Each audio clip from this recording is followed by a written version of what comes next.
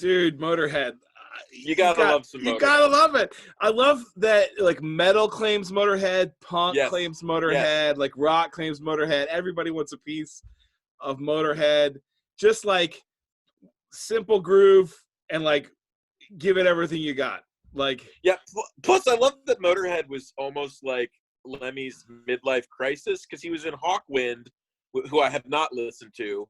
And the last song he wrote for Hawkwind was called Motorhead, and they just weren't really into it. And so then he quit and formed Motorhead. He was already, I mean, he'd been playing since the 70s. Wow.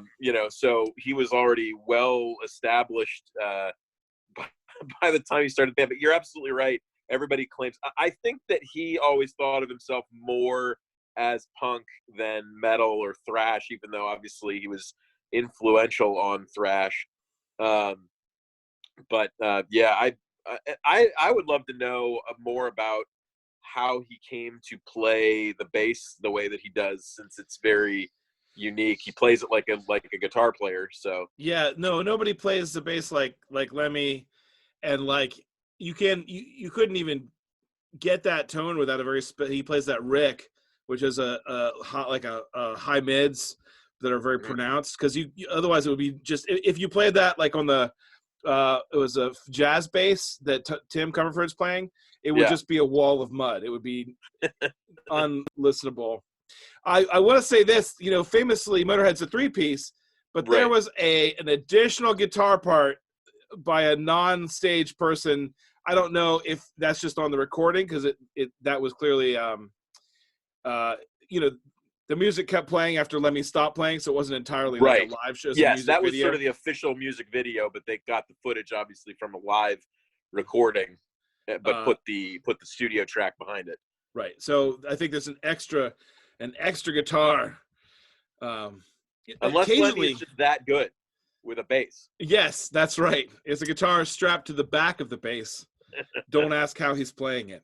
I always feel bad. Like, to me, the lead guitar player for Motorhead is like the drummer for Jimi Hendrix Experience, where he's like in any other situation, he would be like completely, on the top of everybody's mind.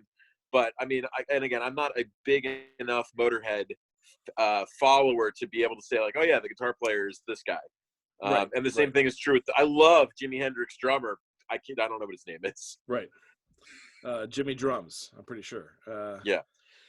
Well, I mean, Alex Lifeson. I'm getting it like wrong. From Rush, too, is an amazing guitar player, but he's like the third one mentioned always with Rush. Right. Yeah. Yeah. I mean, yeah. Even Zeppelin managed to keep everybody kind of in the front. Yeah. I think maybe Black Sabbath maybe had, because everybody you tend to know Ozzy, Tommy Iommi, and Geezer Butler, and then the fourth guy, right? And everybody who's older than me and more into vintage metal than me is yelling all the hate mail. That's right. I mean, I could just look it up, but I don't.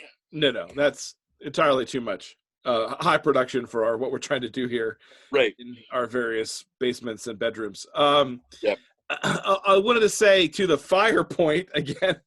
This is sort of like flame juggling exuberance. Like right. I don't always catch the lyrics. You hear me mostly talk about the music, but like it's a bomber. Like I get the concept. Like I don't use that language, but like this song is a bomber. Like perhaps these days they would say it slaps, and I wish that they wouldn't say it, but they unless I've totally misread the song and it's in fact like a indictment against like carpet bombing or something, Only if I think they said something about doing that every night. So I mean, maybe I don't. Maybe, yeah. Always getting political. Always. So that was this time. It was Lemmy. So like the exuberance. I like that. Yeah. True. And a great. I mean, that's one of the best songs from this series for me. But that's just you're playing to my tastes today. Right. Well, we're gonna go to something you're a little bit less familiar with next. So we're going to go with a song by The Roots featuring John Legend called The Fire. And this one, which I didn't, so I've never seen Creed, but this song was used sort of as their. Oh, not the band. Correct. Yeah, the movie.